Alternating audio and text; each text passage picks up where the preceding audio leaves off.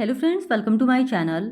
आज के इस वीडियो में हम लोग बिहार स्टेट पेपर 1 में पूछे गए सोशल साइंस के प्रीवियस ईयर क्वेश्चंस को आपके साथ डिस्कस करेंगे, वो भी यूथ कंपटीशन टाइम्स की बुक के अकॉर्डिंग।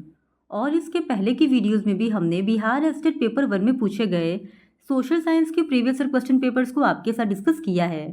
अगर अभी तक आपने उन वीडियोज़ को नहीं देखा है तो उन वीडियोज़ का लिंक आपको डिस्क्रिप्शन बॉक्स में मिल जाएगा, आप उसे जाके देख सकते हैं। तो बिना देरी किए चलिए आज का ये वीडियो स्टार्ट करते हैं। तो इससे पहले की वीडियो में हमने 17 सितंबर 2020 के शिफ्ट 1 में पूछे गए हिस्ट्री के क्वेश्चंस को आपके साथ डिस्कस कर लिया था। आज की इस वीडियो में हम लोग ज्योग्राफी के क्वेश्चंस का डिस्कशन आपके साथ करेंगे। तो ज्योग्राफी का क्वेश्चन नंबर 1 है, हीरक वलय एक दृश्य है जिसे देखा जा सकता है। तो इस क्वेश्चन का सही जवाब है ऑप्शन सी, केवल पूर्णतः पंथ चिन्ह के परिधीय क्षेत्रों पर। हीरक वलय एक दृश्य है जिसे केवल पूर्णतः पंथ चिन्ह के परिधीय क्षेत्रों पर देखा जा सकता है और यह घटना पूर्ण सूर्य ग्रहण के समय होता है। फिर क्वेश्चन नंबर 52, निम्नलिखित में से कौन सा महाद्वीप संसार में सर्वाधिक औसत ऊंचाई वाला है।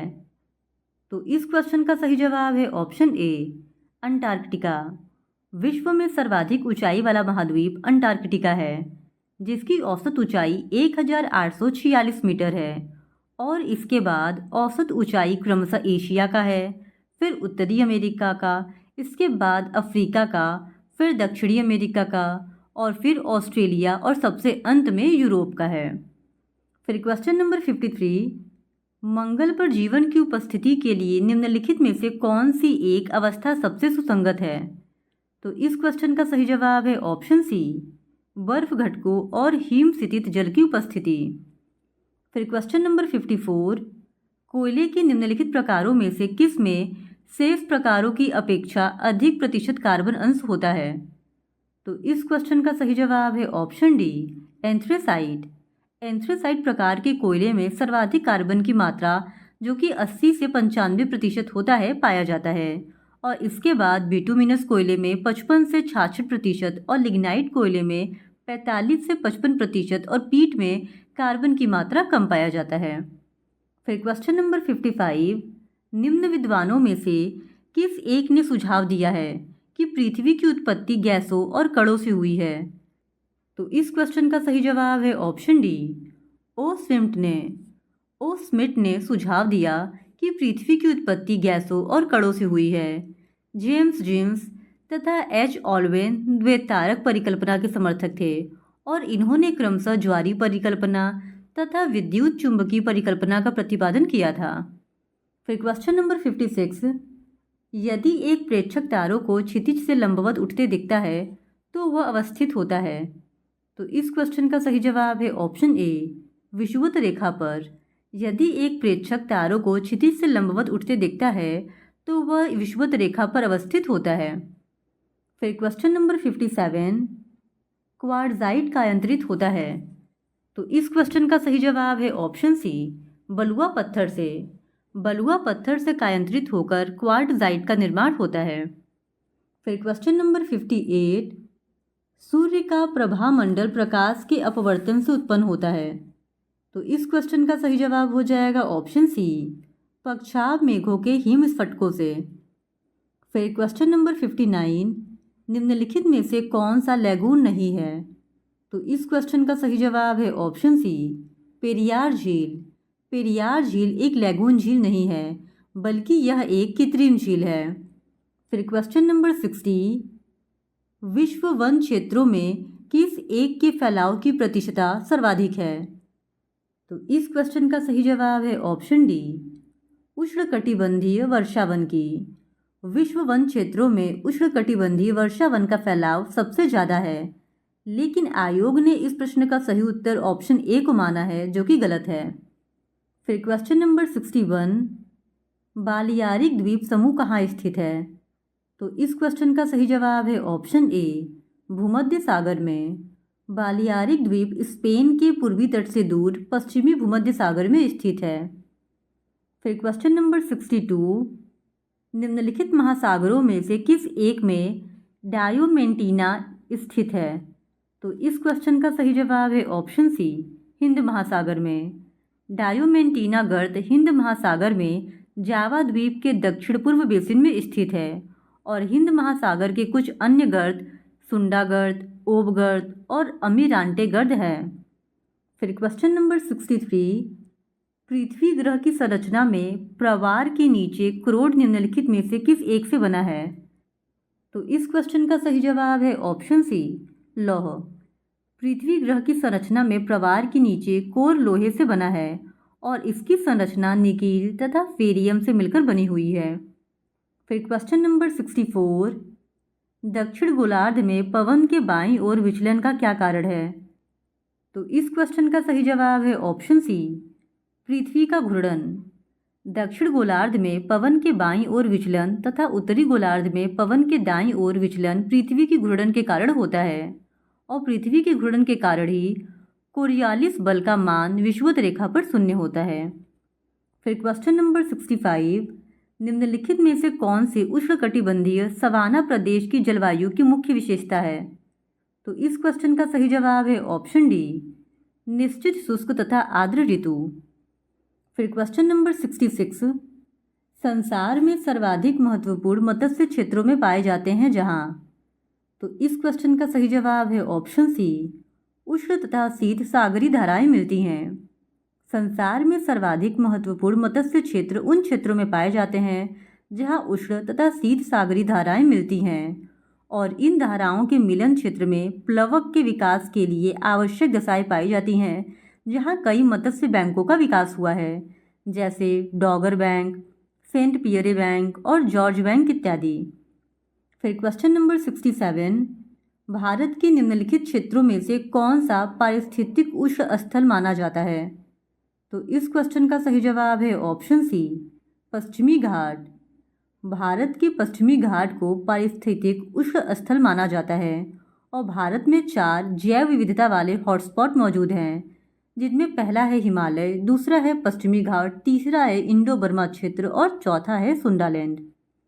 फिर क्वेश्चन नंबर 68, विश्व की 50% जनसंख्या किन अक्षांशों के बीच संकेंद्रित है?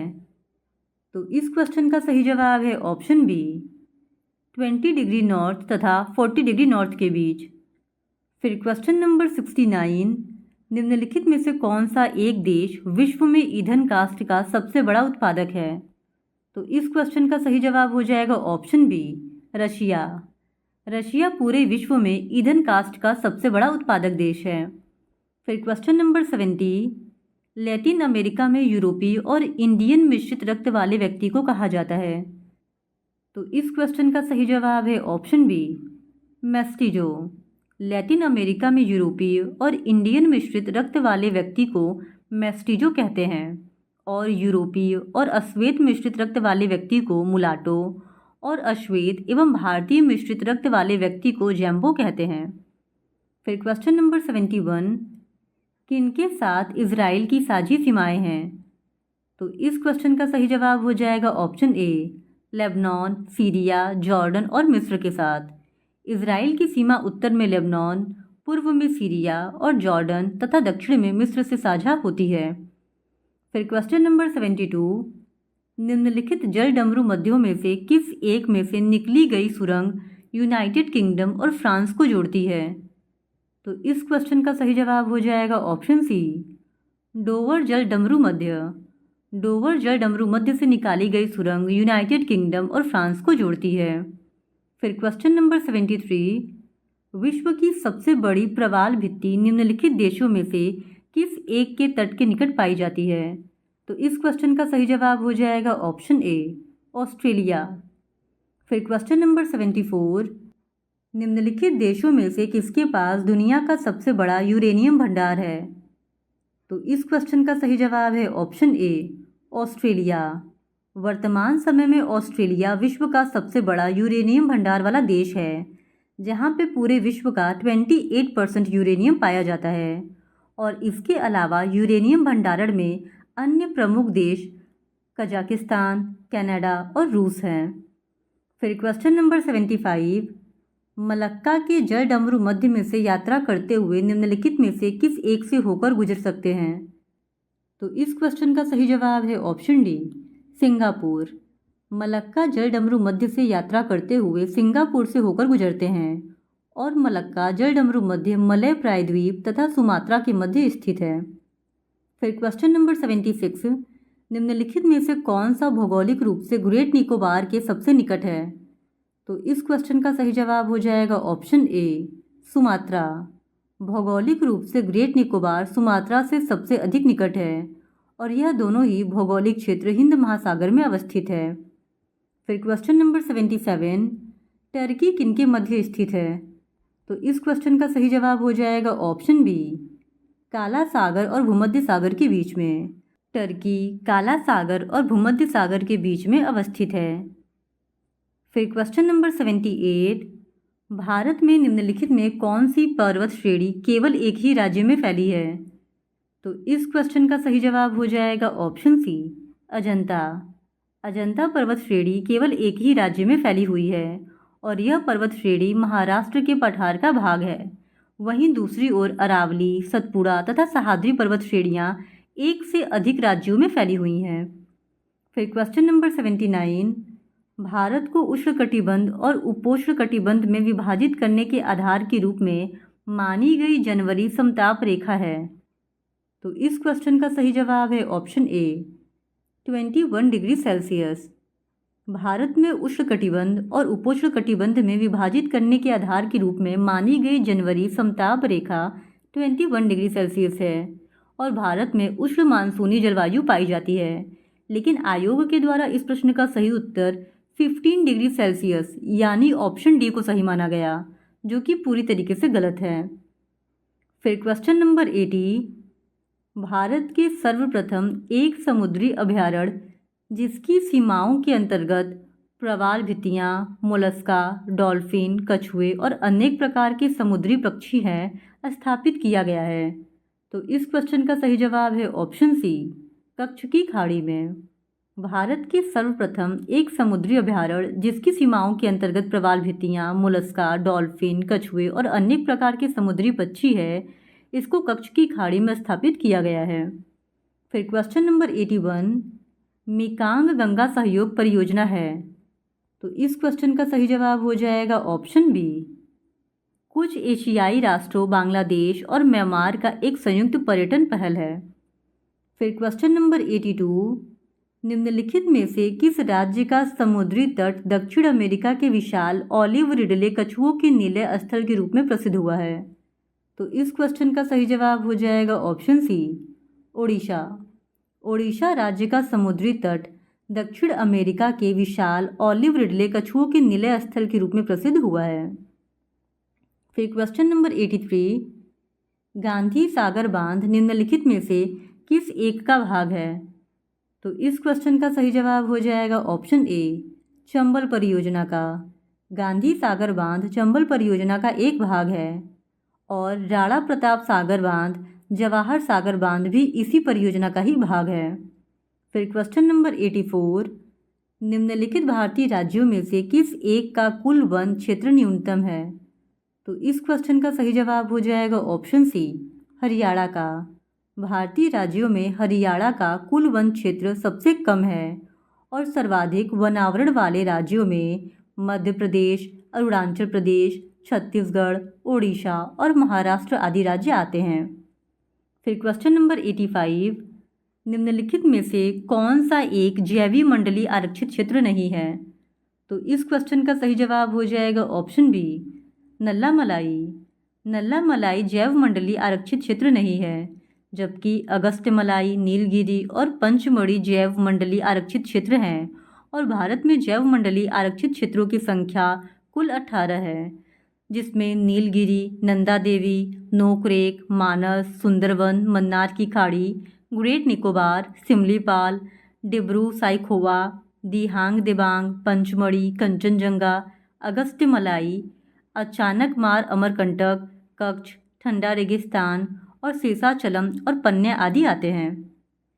फिर क्वेश्चन नंबर 86, निम्नलिखित झीलों में से किस एक में हाल ही में हीरा युक्त किम्बरलाइट के वृहद भंडार पाए गए हैं?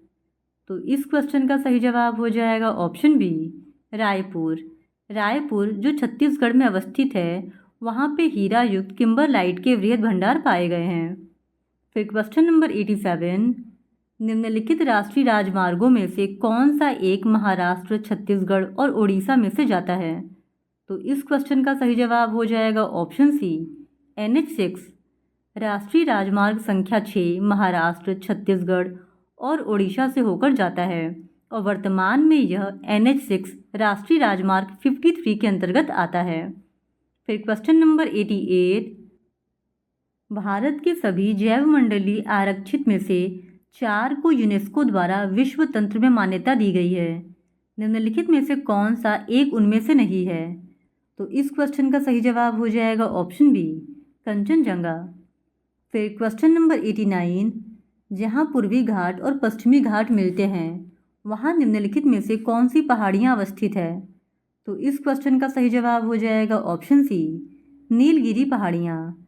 जहाँ पूर्वी घाट और पश्चिमी घाट मिलते हैं उसे नीलगिरी पहाड़ियाँ कहते हैं और नीलगिरी पहाड़ी की सबसे ऊंची चोटी दोद्दा बेटा है और इस पहाड़ी का विस्तार कर्नाटक, केरल तथा तमिलनाडु तीनों ही राज्यों में हुआ है।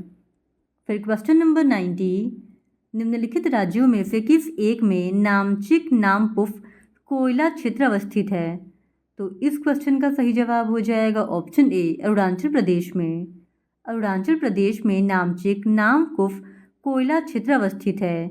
माकुम कोयला क्षेत्र असम राज्य में अवस्थित है और पूर्वोत्तर राज्य में चेरापूंजी तथा लगटीन भी कोयला क्षेत्र है। फिर क्वेश्चन नंबर 91, निम्नलिखित राज्यों में से किसमें भारत की सबसे बड़ी अंतर्देशीय लवणीय आर्द्रभूमि है? तो इस क्वेश्चन का सही जवाब हो जाएगा ऑप्शन डी, राजस्थान में। भारत की सबसे बड़ी अंतर्देशीय लवणीय आर्द्रभूमि राजस्थान में है और राजस्थान के सांभर झील तथा केवलादेव राष्ट्रीय उद्यान रामसर समझौते के अंतर्गत शामिल किए जाते हैं। फिर क्वेश्चन नंबर 92, निम्नलिखित में से किस नदी का उद्गम स्थल भारत में नहीं है? तो इस क्वेश्चन का सही जवाब है ऑप्शन डी, सतलज। सतलज नदी का उद्गम स्थल भारत में नहीं है बल्कि इसका उद्गम स्थल मानसरोवर झील से है जो कि तिब्बत में अवस्थित है। फिर क्वेश्चन नंबर 93, भारत में निम्नलिखित में से किस प्रकार का वन सर्वाधिक वृहद क्षेत्र में पाया जाता है? तो इस क्वेश्चन का सही जवाब हो जाएगा ऑप्शन सी, उष्णकटिबंधीय आर्द्र पर्णपाती वन। भारत में उष्णकटिबंधीय आर्द्र पर्णपाती वन सर्वाधिक वृहद क्षेत्र में पाया जाता है और भारत में उष्णकटिबंधीय आर्द्र सदाबहार वन पश्चिमी घाट की पश्चिमी ढाल पर, उत्तर पूर्वी क्षेत्र के पहाड़ियों पर और अंडमान और निकोबार द्वीप समूह में पाए जाते हैं। फिर क्वेश्चन नंबर 94, भारत में कुछ भागों में यात्रा करते हुए आप देखेंगे कि कहीं कहीं लाल मिट्टी पाई जाती है। मिट्टी के इस रंग का प्रमुख कारण क्या है? तो इस क्वेश्चन का सही जवाब हो जाएगा ऑप्शन सी, फेरिक ऑक्साइड की विद्यमानता। लाल मिट्टी का रंग लाल फेरिक ऑक्साइड की विद्यमानता के कारण होता है और लाल मिट्टी का विकास दक्कन के पठार के पूर्वी तथा दक्षिणी भाग में कम वर्षा वाले उन क्षेत्रों में हुआ है जहां रवेदार आग्नेय चट्टानें पाई जाती हैं और यह मृदा अत्यधिक निच्छालित है। फिर क्वेश्चन नंबर 95, पवनों का मौसमी उत्क्रमण किसका प्ररूपी अभिलक्षण है? तो इस क्वेश्चन का सही जवाब है ऑप्शन सी, मॉनसून जलवायु का। पवनों का मौसमी उत्क्रमण मॉनसून जलवायु का विलक्षण है। मॉनसून की उत्पत्ति हिंद महासागर में होती है और यह भारत में पहुंचकर वर्षा करती है। फिर क्वेश्चन नंबर 96, भारत के निम्नलिखित क्षेत्रों में से किस एक में मैंग्रोव वन, सदापर्णी वन और पर्णपाती वनों का संयोजन है? तो इस क्वेश्चन का सही जवाब है ऑप्शन डी, अंडमान और निकोबार द्वीप समूह में। फिर क्वेश्चन नंबर 97, निम्नलिखित में से कौन सी एक कृत्रिम झील है? तो इस क्वेश्चन का सही जवाब है ऑप्शन ए, कोडाई कनाल, तमिलनाडु। कोडाई कनाल झील एक कृत्रिम झील है जो तमिलनाडु के डिंडीगुल जिले में स्थित है। फिर क्वेश्चन नंबर 98, निम्नलिखित में से कौन सा शहर दिल्ली के देशांतर के सबसे समीप के देशांतर पर स्थित है? तो इस क्वेश्चन का सही जवाब हो जाएगा ऑप्शन ए, बेंगलुरु। बेंगलुरु शहर दिल्ली के सबसे समीप के देशांतर पर स्थित है और इसके अतिरिक्त हैदराबाद, नागपुर और पुणे का देशांतरी विस्तार दिल्ली के देशांतरी विस्तार से दूर है। फिर क्वेश्चन नंबर 99, नीचे 4 ऊर्जा फसलों के नाम दिए गए हैं, इनमें से किस एक की खेती एथेनॉल के लिए की जा सकती है? तो इस क्वेश्चन का सही जवाब हो जाएगा ऑप्शन ए, जेट्रोफा की खेती। फिर क्वेश्चन नंबर 100, भारत में रैली फॉर वैली कार्यक्रम किस समस्या को उजागर करने के लिए आयोजित किया गया? तो इस क्वेश्चन का सही जवाब है ऑप्शन सी, विस्थापित व्यक्तियों का पुनर्वास। भारत में रैली फॉर वैली कार्यक्रम विस्थापित व्यक्तियों के पुनर्वास की समस्या को उजागर करने के लिए आयोजित किया गया था, जबकि आयोग ने इस प्रश्न का सही उत्तर ऑप्शन ए यानी पर्यावरण क्षति को माना है, जो कि गलत है। तो आज की इस वीडियो में इतना ही। बाकी के पॉलिटिकल साइंस और इकोनॉमिक्स के क्वेश्चंस का डिस्कशन हम लोग इस वीडियो के नेक्स्ट पार्ट में आपके साथ करेंगे। और अगर आप बिहार स्टेट पेपर 1 में पूछे गए सोशल साइंस के इसी तरह और भी प्रीवियस क्वेश्चंस को देखना चाहते हैं तो please do subscribe to my channel and like this video. Thank you very much.